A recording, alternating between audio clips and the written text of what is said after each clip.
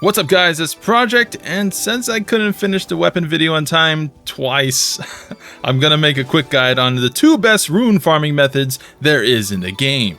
You probably heard of them by now, but I'm gonna show you some unique things you can do to make them easier. So punch that like button and let's get started.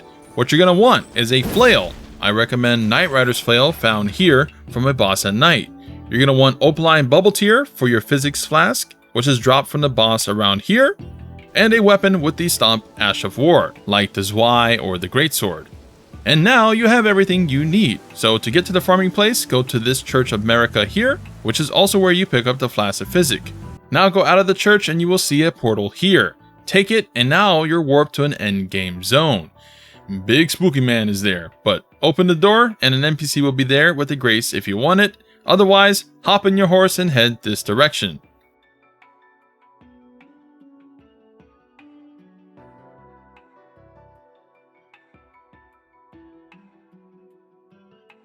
You will get to a bridge with a grace. Get the grace. Then head up this way and follow the route I take, but don't do this at night as there will be a boss that will spawn on the second bridge.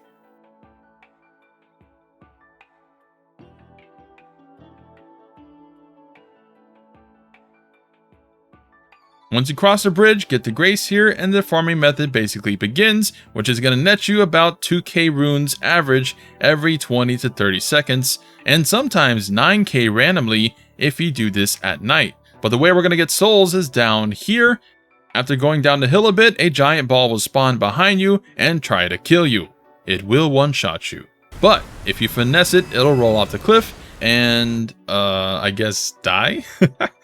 And yeah, that's the method. Once you get your runes, warp back to the grace and you repeat that, and you get like 6 to 10k runes a minute minimum. However, running away doesn't sound Chad-like. True Chads stand their ground. Yeah. Which is where this little invention I made up comes in. Get your opaline injected into your flask, grab that greatsword, and head to the same spot, drinking your flask before spawning the ball. Once you reach around here, jump off the horse, and when the ball spawns and is just about to hit you, do the Stomp Ash of War to hyper armor it as it falls to its death. I shall not be defeated by a mere ball. And that's my spin.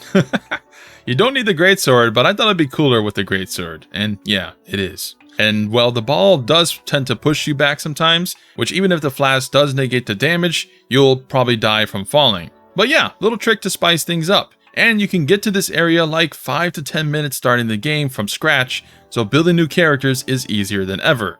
But there's also a way to get a lot of cash at once, so warp back to the bridge prior and follow my route here.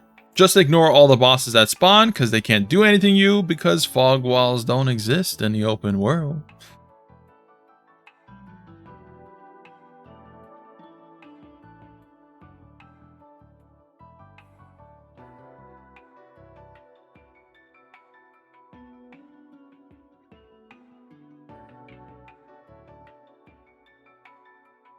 And yeah, you'll eventually reach a giant Big Daddy Dragon, which then spawns a bunch of little baby demon dragons. But just tell him he has bad breath and go to the right of him until you reach this part with his tail.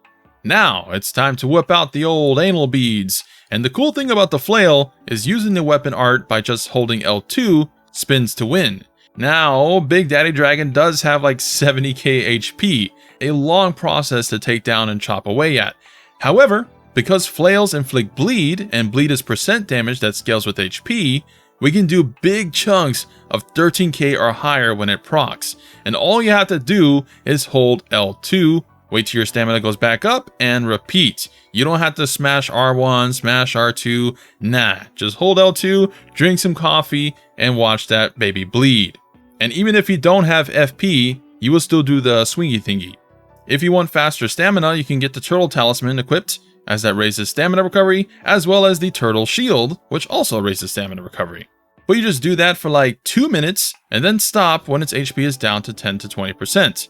Because if you want as much runes as possible upon its death, now's the time to equip any rune boosting gear you have. Otherwise, a golden pickled foot will boost the runes you get by a good chunk as well. So gobble gobble that foot like Miyazaki does, and continue attacking it till it's killed, and you reap your near 100k runes reward. This will skyrocket your progress for any new characters immensely to get your builds built faster. Also, because your defense and resist usually scale with levels, you'll also be tankier right off the bat.